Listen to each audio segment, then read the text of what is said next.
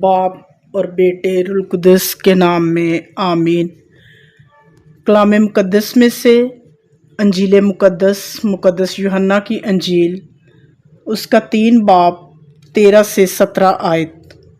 کوئی آسمان پر نہیں چڑھا سوا اس کے جو آسمان سے اترا، یعنی ابن انسان جو آسمان میں ہے۔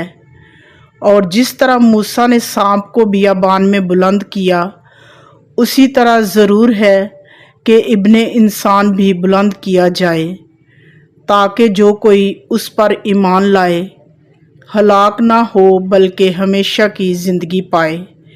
کیونکہ خدا نے دنیا سے ایسا پیار کیا کہ اس نے اپنا اکلوتا بیٹا بخش دیا، تاکہ جو کوئی اس پر ایمان لائے ہلاک نہ ہو بلکہ ہمیشہ کی زندگی پائے۔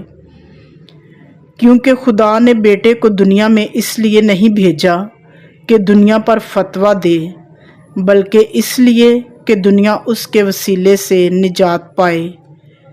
پاک انجیل کے پڑھے اور سنے جانے پر خدا کی برکت ہو، خدا کا شکر ہو۔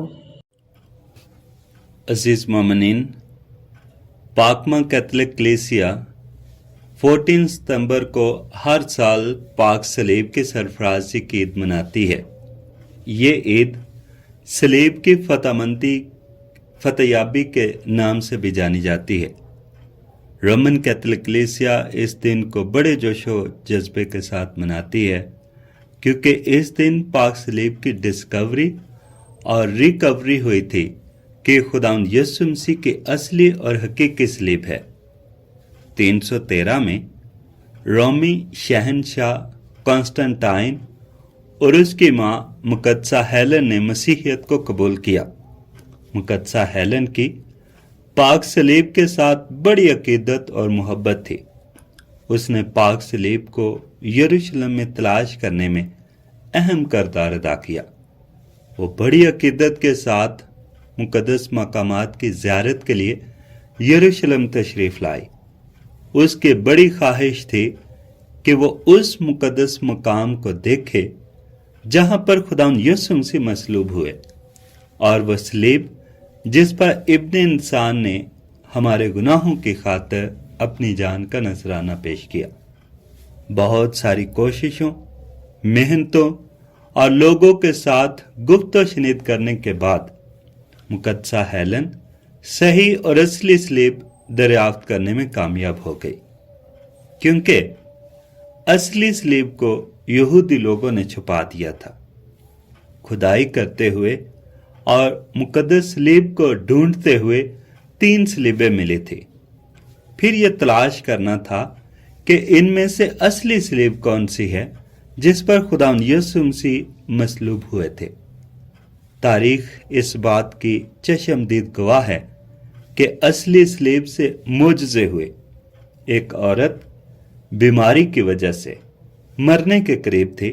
جب اس کو یہ صلیب لگائی گئی تو اس نے فوراً شفا پائی، جس سے بات ثابت ہو گئی کہ جس پر خداوند یسوع مسیح مصلوب ہوئے یہی وہ حقیقی صلیب ہے۔ 326 میں حقیقی صلیب دریافت ہوئی اور اس صلیب سے بہت سارے معجزے ہوئے، تو اسی وقت سے لوگوں نے حقیقی صلیب کی تعظیم کرنا شروع کر دی۔ 614 میں جب فارس کے بادشاہ نے یروشلم پر حملہ کیا تو اس نے اس صلیب کو اپنے ملک شام میں لے گیا۔ 629 میں شہنشاہ ہیرکلیتس اس پاک صلیب کو شام سے واپس یروشلم میں لایا۔ اس نے پاک صلیب کو اپنے کندھے پر اٹھایا، اس نے شہنشاہی لباس اتارا اور توبہ اور معافی کا لباس پہنا۔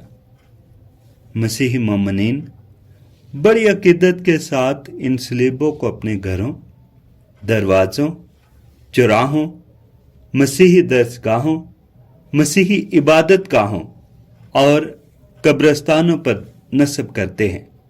سفر کرتے ہوئے جب ہم کسی بھی جگہ پر صلیب کا نشان دیکھتے ہیں تو مسیح ایمانداروں کے سر فخر سے بلند ہو جاتے ہیں کہ اس دھرتی اور خطے میں مسیح یسوع کے پیروکار آباد ہیں۔ ہماری عبادت کا آغاز اور اختتام اسی نشان سے ہوتا ہے۔ کاہن اسی نشان سے لوگوں کو برکت دیتا ہے۔ آج صلیب پوری دنیا میں مسیحی ایمانداروں کی پہچان اور شان کا نشان سمجھی جاتی ہے۔ عزیز مومنین، مسیحیت سے پہلے صلیب ذلت، رسوائی، خوف اور موت کا نشان تھے، لیکن اب یہ مسیحی مومنین کے لیے فخر اور عظمت کا نشان ہے۔